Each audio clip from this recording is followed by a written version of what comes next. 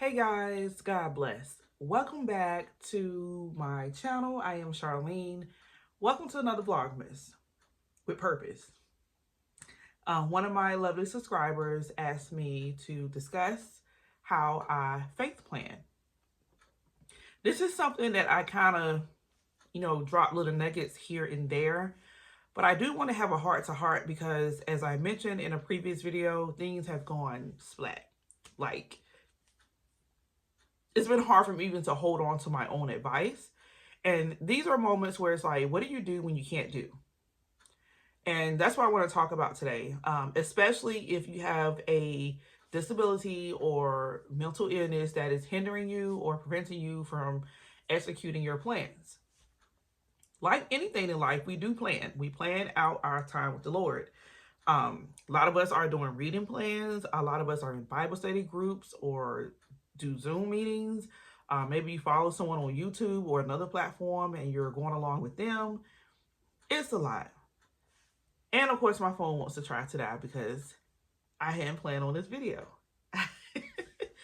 But seriously, there's so much I can say, but nothing will override this one thing here, and that's to pray. I find that we allow our ambitions and our enthusiasm to kind of override logic and sound wisdom that God could clearly be trying to give us.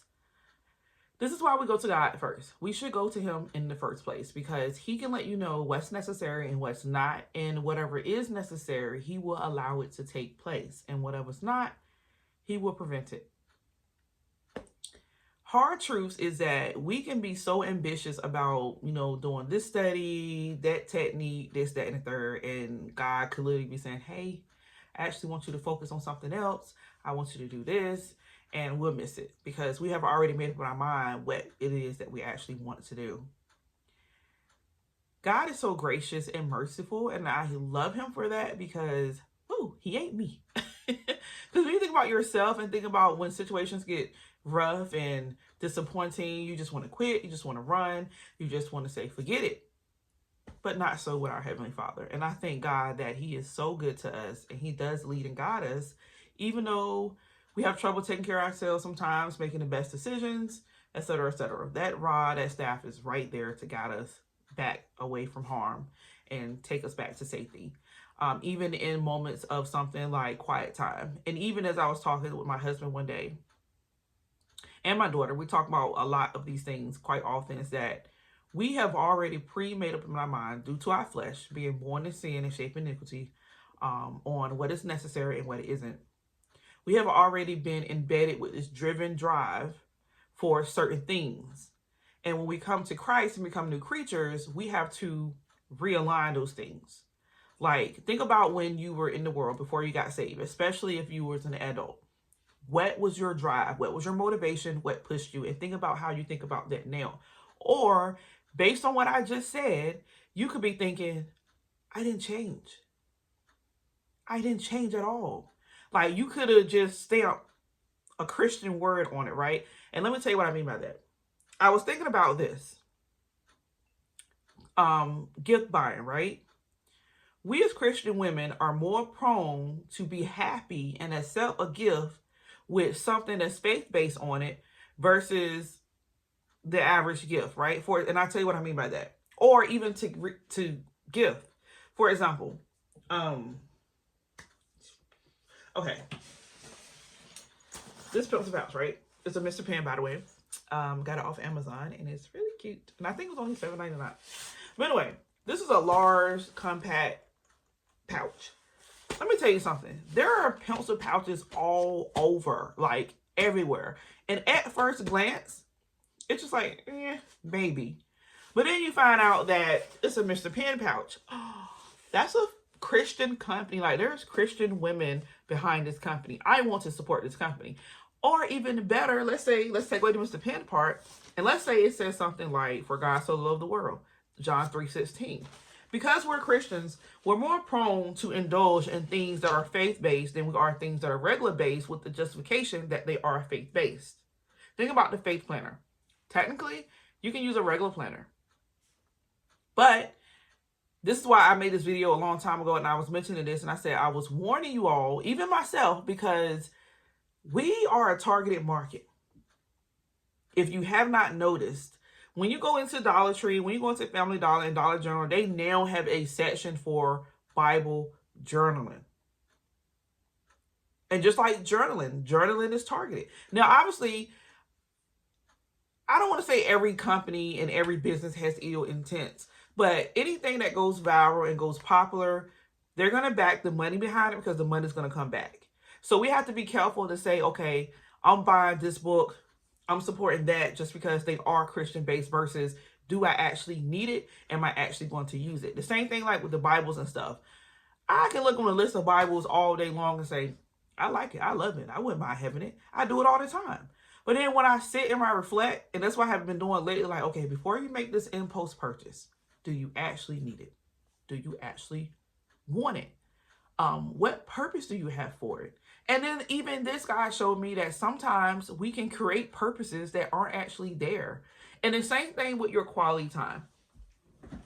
I was in a very conflicting space like these past 2 weeks. Like I was trying to decipher what was necessary, what was important, what wasn't, what do I need to put on the table, what do I need to take off. And my mind was just spinning and twirling, and I was going, and I was like, pause.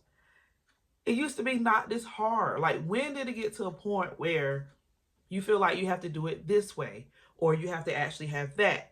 And let me tell you what happened, because you start watching more YouTubers, you start following more Instagram accounts, you start paying attention more to outside than inside. God doesn't want all of us to be like robots, like doing the exact same thing. Everybody's doing the exact same thing at the exact same time. That is not the case. We all have the same love from God, but our walks are different, and your faith planning will be different as well. For example, like if you have a mental health issue, or if you have a disability, your quiet time with God is going to look different. Like for me, like I told you, I had to apologize because I felt biased even when I was talking about it, because my heart is there. My heart is just like, oh, when I do it like this works. But I would be dishonest and a phony if I came on and said this is the best choice, because it's not. It's the best option choice for me at this moment, at this time, but I can't say that for everybody. I can only give my best. And like I would hope the maturity of us Christian women would do is say, you know what do I actually need? Or what can I pull from this video?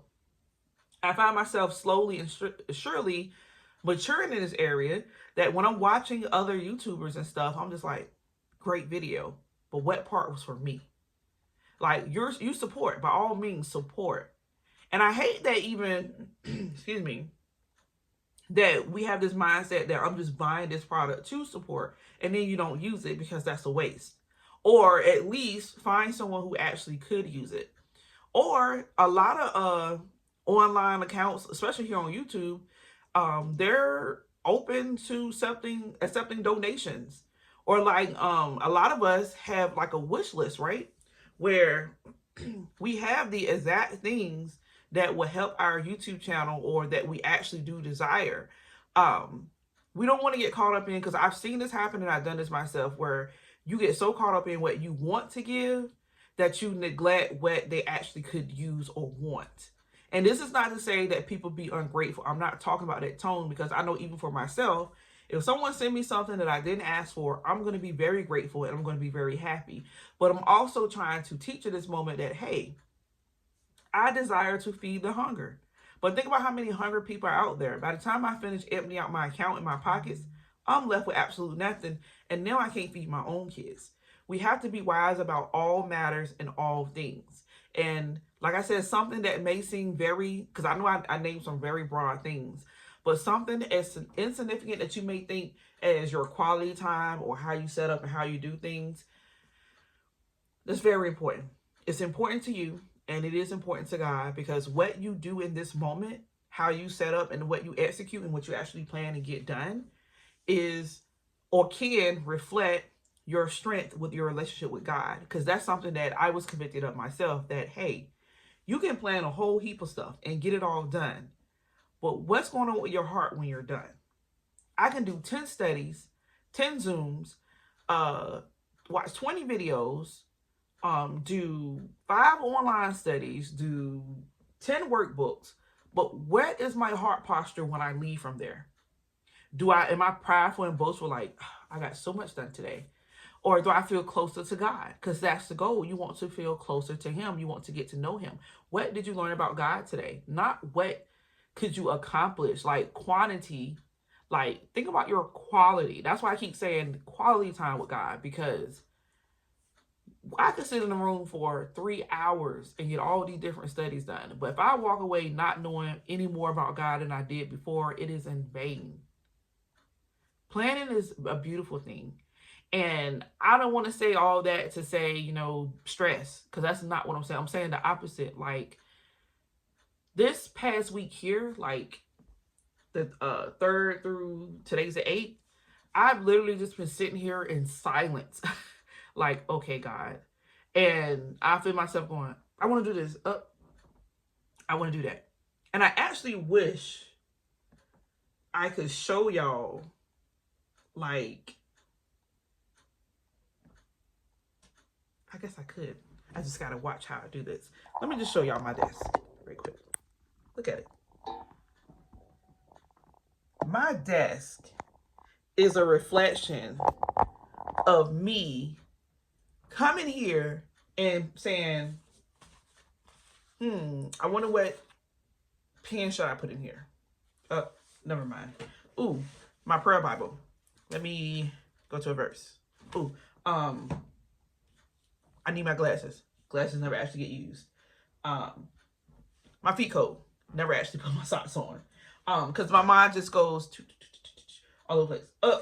An important document that I need to send a copy to somebody's email. Didn't get done.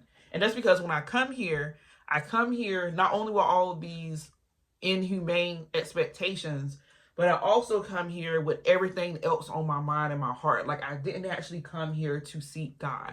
And this is the mess that happens. And also, because of the ADHD-like qualities, I tend to hop, skip, jump a lot of things. And then a lot of things go undone. My mind tends to direct the order of importance, even when I have made it clear that I need to plan things out. But guess what? This particular week, I didn't actually do one of these. This is from last week. And I done all of these. So I'm supposed to tear and throw this away. Like I said, I didn't make a new one. And one thing that I do want to talk to you guys about, especially those who have short attention span, you lack focus, or you are actually diagnosed with ADHD, or you have self-diagnosed ADHD, I still respect and love you the same, because that's what I've done for myself. Disclaimer. Or you have any type of anxiety or anything like that will cause you to lose focus very quickly, or not have the proper, I don't want to say proper, but not have the comprehension that you desire. That has happened to me too. I sit here and I think my mind is ready to do this, and it's not. There's so much that goes into this, way more than me just picking up a piece of paper and saying, let me write my plans down. These help, but I also have to turn to my Father, because his strength is made perfect in my weakness. And in the area of focus, productivity, actually doing some type of work or having some type of order and organization, all those things are my weakness. So then I turn to God, who's a very organized, a very functioning God. He has no errors. I can have all the errors in the world, but because I serve him and he is my Father, he can lead and direct me in a way that actually helps. And that might actually look different between me and you. But of course, I'm going to tell you guys from my perspective, because I only can talk about my own struggles and dealings. But yeah, so for me, a couple weeks ago, like, I was really down on myself and I was really upset, and God soothed me. He didn't, I want to say he babied me, because that sounds like I shouldn't be babied, but he definitely soothed me and comforted me. And he reassured me what I did knew, but Satan was able to push it out my mind, was that he made me unique. He made me like no other individual. And he already knows what my struggles are. And it should not stop me and prevent me from coming to him at all. When it gets to a point where it stops you from coming to him and you find yourself running from him, that's where you have a problem.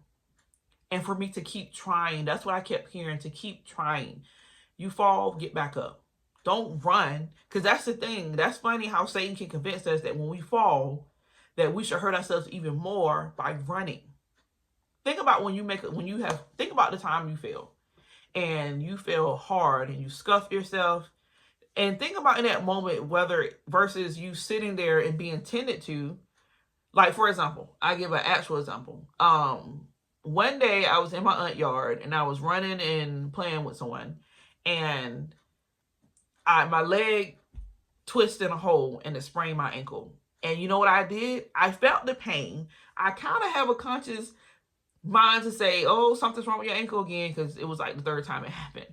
And I went to step and I fell right back down. And that's the same thing with us as Christians, especially as women. Like, when we have made up our mind that we're supposed to do all these perfect, aligned things, and then we don't, and then we stumble, then we want to run from God. And in the midst of us running from God, we're falling even more. We're falling so much that we are bruised and we're damaged. And then we have to limp back to where we're supposed to be. And it's like pretty much saying we're causing more trouble for ourselves, right? We have to be careful. Plan. Yes. How do you plan? Talk to God about it. Like I said, for me, I have a lot of reminders. Like, for example, I have a Bible reading bookmark that I have. I have the Bible reading plan printout. I have sticky notes. I have things on my phone. I have things on my calendar. I have all these reminders and all these things to point me right back to where I'm supposed to be. Because I could be sitting right here and not be here. And that's the dangerous part, that we can come to our quiet time space for God, but not actually be present with him. We can come here for all the wrong reasons, because we got a checklist, because we got a deadline with a group or organization, or because we're running away from our kids or our spouse. Like, come here for every reason but to spend time with God. And although we can confess all day long that this is my time with the Lord, is it really? Or is it not? And I said, because y'all know, if y'all been following me long enough, I got all kinds of learning disabilities. Like, it's ridiculous. But as much as wisdom God has given me to get my job done, I've also had to be humbled, to be disciplined, to be reproved, to be rebuked. And I have been convicted of a lot of things that I have to openly share with y'all, because we don't want anyone to fall the same way that I did. And when I say we, I mean me and God. So yeah, my biggest advice to you is to be still and actually be quiet for a few moments in the beginning or end of your day, whichever one is better, or maybe midday. Maybe you're a midday person. I used to be a midday person. But now I'm just, whenever, like right now it is, looks like that time is wrong. 6:43. And my husband took the 2 small kids to go pick up the bigger kids. So I got a little time for myself. Make this video nice and quiet. And I sat here for a second and I said, Lord, what should I talk about? And all these other ideas came first, and I had to sit here and be quiet and focus. So yeah, I hope this was helpful for you all. I'm sorry we didn't get to actually enjoy this hot chocolate together, because it won't do right. Now it was too hot. Now it's almost not warm enough. And shout out to the people who actually can make hot chocolate, like the powder mix with actual milk, because I can taste the difference. But of course, I'm lactose intolerant, so I can't mess with it. But anyway, I love y'all, and I want the very best for y'all. And I also want to remind y'all that, who are you doing it for? because you're supposed to be doing it for God, not yourself.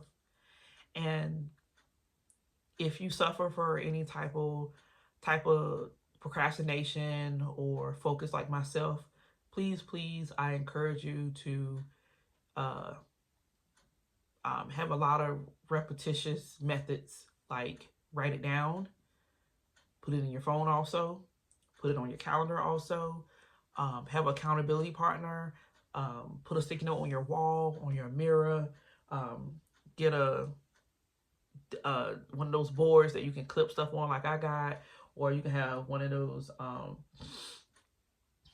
bulletin boards or a dry eraser board. Like I'm talking about, I have OD'd. I got stuff on the dry eraser board. I got stuff on my calendar. I got stuff on the bulletin part. I have stuff lined up. I usually keep something on my desk, keep a notepad over here. It's everywhere. I keep a sticky note in my Bible. Like, because I'm quick to forget, I have to work twice as hard. And sometimes that can get really frustrating and really aggravated. But I'm here to tell you, it is all worth it in the end. Seek God. Seek ye first the kingdom of God. I love y'all. God bless. Take care. Bye.